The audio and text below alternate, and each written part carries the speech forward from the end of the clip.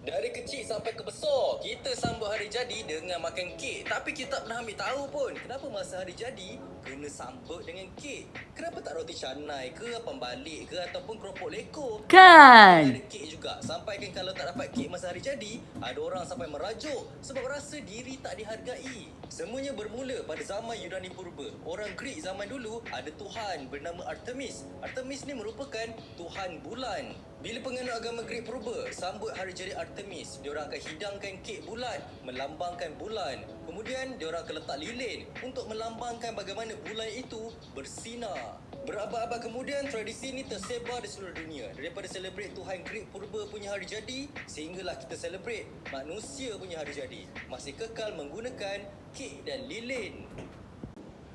Ramai orang suka makan kari pap tapi tak pernah ambil tahu asal-usul kewujudan kari pap.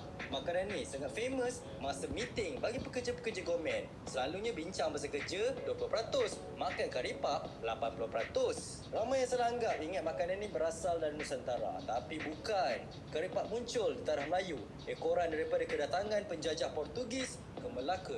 Pada tahun 1800, pihak Portugis perkenalkan makanan bernama empadana, makanan tradisional Spanyol dan Portugis. Inti bagi empadana ialah daging dan sayuran. Kemudian barulah orang Melayu olah menjadi makanan diorang.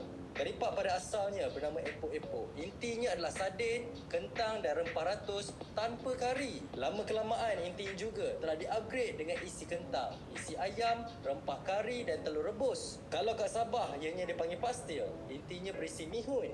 Nama pastil sendiri adalah dari perkataan Spanyol dan Portugis yang bermaksud kuih kecil.